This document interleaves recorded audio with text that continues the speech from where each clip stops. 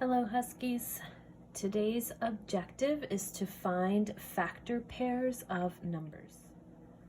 So as you might have discovered in yesterday's practice on the game and from the Brain Pop video, that a factor is basically a number multiplied by another number to get a product, or another word for it would be multiple.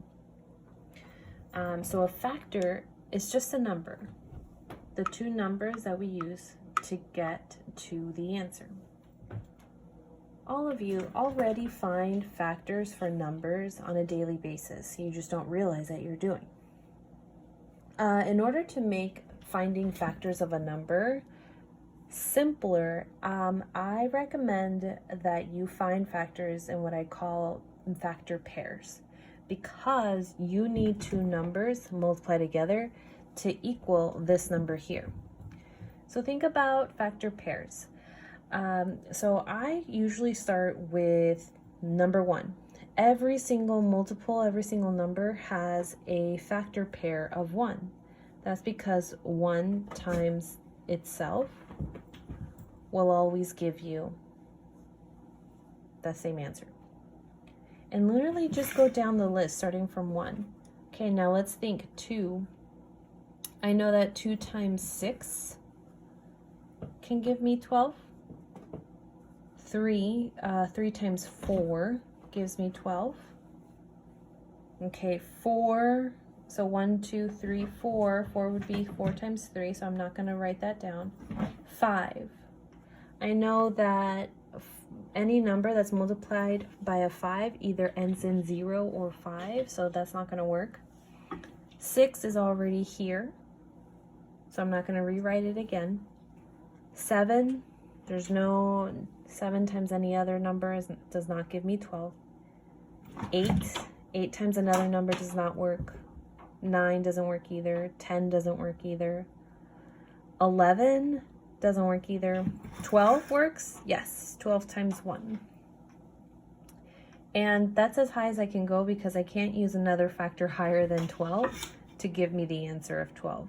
So all of the factors of 12 are 1, 2, 3, 4, 6, and 12. All right, let's find the factor pairs for the number 13. Again, starting with 1 and just go down the list. Okay, so 1 will always be a factor because 1 times the number itself will always give me that number. 2 times anything else will not give me 13. 3 times nothing else would give me 13. And if I really think about it, that's it. The only factor pairs for 13 is 1 and 13, and that's okay. Some numbers will be like this. When a number only has factors of 1 and itself, it is known as a prime number. A prime number is telling us that it doesn't have factor pairs more than 1 in itself. It's pretty simple.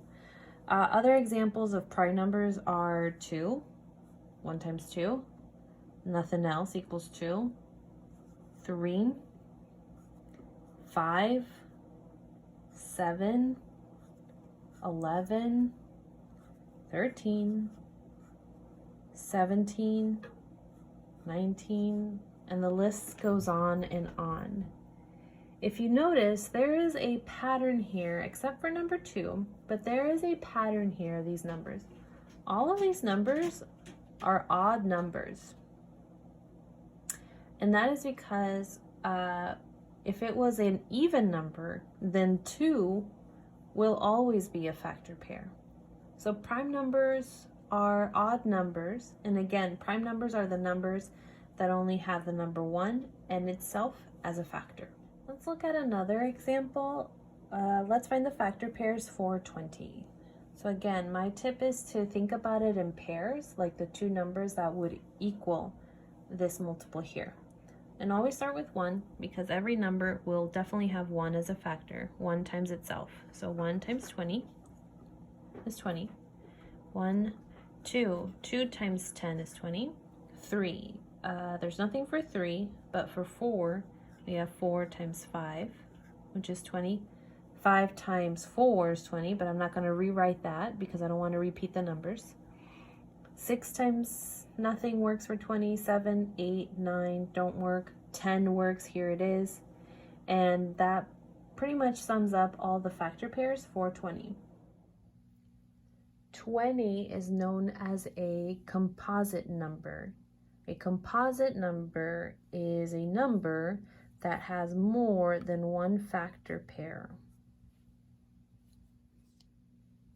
Just to summarize what today's lesson is about, a factor is a number that, when multiplied together, gives us a multiple. A prime number is a number that only has 1 as a factor and itself. A composite number is a number that has multiple factors, more than 2, to make it complete.